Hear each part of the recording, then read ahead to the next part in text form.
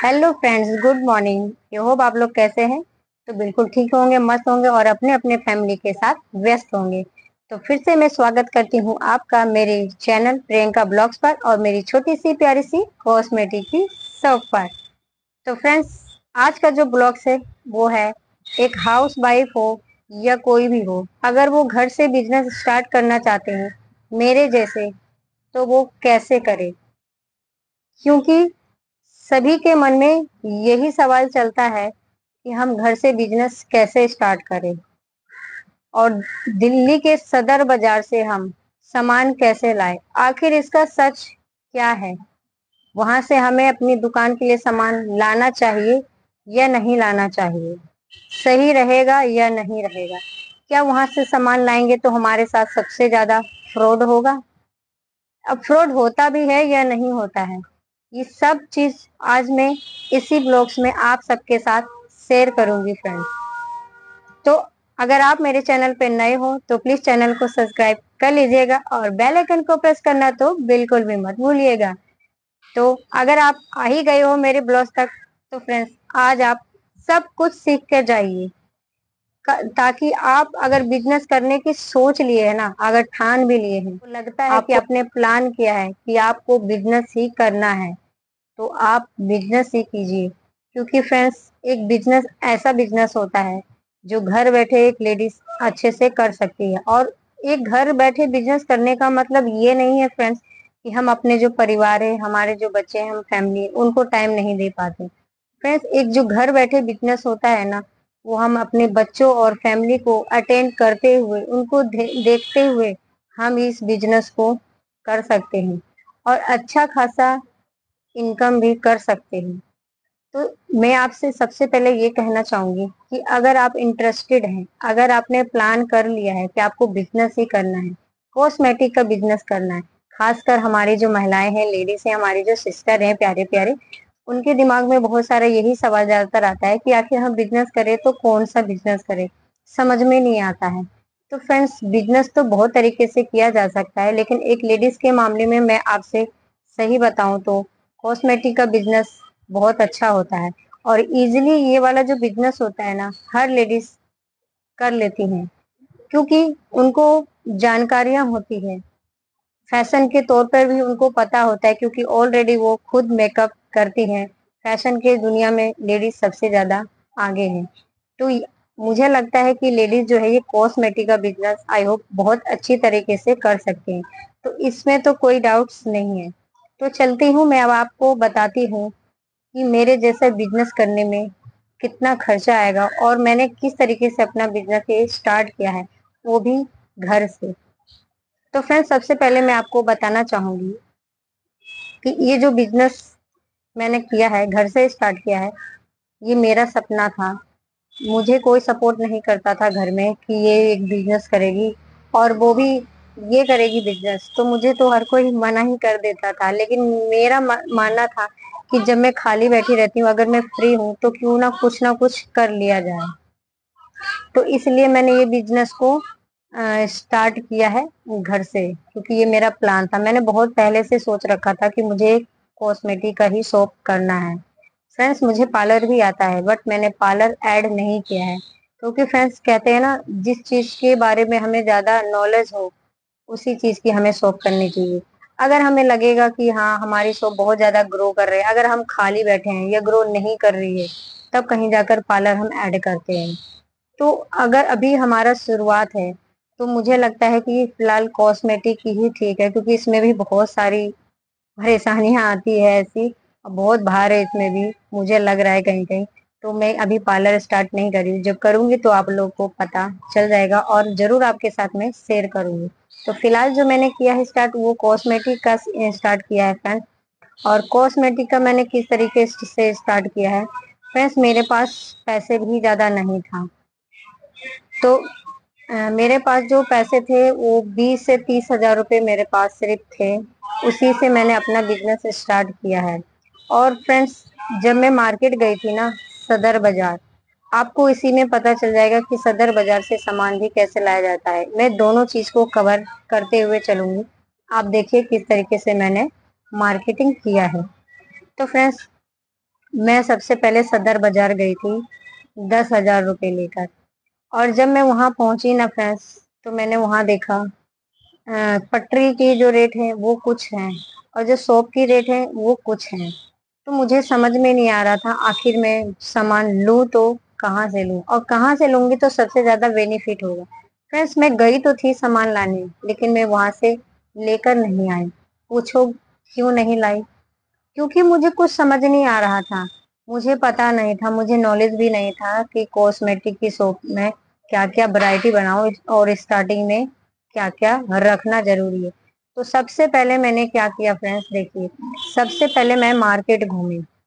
पहले मैंने मार्केटिंग करी पटरी मार्केट, है ना। वहां पे दो तरीके का मार्केट है। एक बड़े बड़े जो होलसेल होते हैं ना दुकान, उनकी मार्केट है, वो शॉप है। और दूसरा जो है पटरी मार्केट है। तो वहां पर दो मार्केट लगता है, दोनों ही होलसेल होता है। तो फ्रेंड्स, मैंने सबसे पहले पटरी के जितने भी मार्केटिंग होता है ना, गली गली मैंने खूब घूमी। मैं 2 से 3 दिन तक जाती रही, घूमी, टाइम दिया कि क्या रेट है। अगर मेरे बाजार में, हमारे मार्केट में, अगर एक हेयर बैंड, नेल पेंट्स होते हैं, लिपस्टिक होते हैं, ये वाली लिपस्टिक इतने में सेल हो रही है, तो यहाँ जो पटरी का रेट है, प्राइस है, वो क्या है। तो इसी तरीके से बहुत सारे प्रोडक्ट होते हैं कॉस्मेटिक के, तो मैंने सारे छानबीन करना शुरू कर दिया और मार्केट घूमी। उसके बाद कहीं जाकर फ्रेंड्स मैं दूसरी शॉप पर पहुंची। फिर एक दिन पहले मैंने यूट्यूब पर भी सर्च मारा था, जैसे आम लोग सर्च करते हैं कि सबसे सस्ता सामान कहाँ मिलता है। तो सबसे पहले वीडियोज आती है फ्रेंड्स, दिल्ली सदर बाजार। तो जो उसमें 1 रुपए 2 रुपए जो प्राइस दिखाया जाता है ना फ्रेंड्स, वो सरासरी गलत होता है। ऐसा होता नहीं है कि 2 रुपए में भी कुछ वहां मिल रहा हो, ऐसा नहीं होता है फ्रेंड्स। तो अगर आप भी दुकान जब जाएंगे ना, तो आप वहां पर देखेंगे कि दुकान, अगर वो वीडियो देखकर भी जा रहे हो ना आप उनसे कांटेक्ट करके भी, तो वो प्राइस के रेट के माल वहां पे नहीं रहेगा। बहुत फर्क होता है और बहुत फासला होता है। तो सेम यही सब चीज मैंने भी देखा था वहां पे, इसीलिए मैं पहले मार्केट घूमी और उसके बाद फिर मैं शॉप पे गई। जब 3 से 4 दिन बीत गए, उसके बाद मैं शॉप पे गई फ्रेंड्स। वहां पर मैंने 10,000 रुपए का कहा उनसे कि मुझे सामान चाहिए और मेरी न्यू शॉप है। तो फ्रेंड्स, 10,000 में क्या ही वैरायटी बनेगी। 10,000 में मानिए कि एक बैग थैला भी नहीं भर रहा था, और अगर भर भी रहा था तो जो सबसे जो खराब क्वालिटी, चीप क्वालिटी का जो सामान होता है ना, वो भर देते हैं। लेकिन मैं भी कम नहीं थी फ्रेंड्स, मैंने ऐसा नहीं लिया। मैंने उनसे कहा, देखिए, मेरा बाजार लगाने का काम नहीं है, मैं एक शॉप के लिए सामान ले रही हूँ। शॉप पे कभी भी कस्टमर बढ़िया चीज ढूंढता है, क्वालिटी वाला ढूंढता है। तो मुझे क्वालिटी वाला दिखाइए। अगर आपके पास है तो दिखाइए, नहीं तो बहुत सी दुकान है। मैं कहीं ज्यादा दूर से नहीं आई हूँ, मैं यहीं की पास की रहने वाली हूँ। ये मार्केट मेरा बराबर का लगा रहता है। फर्क देखिए फ्रेंड्स यहाँ पे। जब उन्होंने ये जान लिया कि वो यहीं के हैं, और इनसे तो मैं कुछ ज्यादा कह नहीं पाऊंगा, बेवकूफ नहीं बना पाऊंगा, तब वो असली अपनी रंग दिखाना शुरू कर दिए। तब असलियत सामने आई जाकर, और वो अच्छे क्वालिटी और अच्छे प्राइस पर भी मुझे दिखाए। लेकिन फ्रेंड्स, सारे चीज का रेट प्राइस मैंने जान लिया कि कौन सी क्वालिटी कैसी है या नहीं है, ये गलत कह रहा है या सही कह रहा है।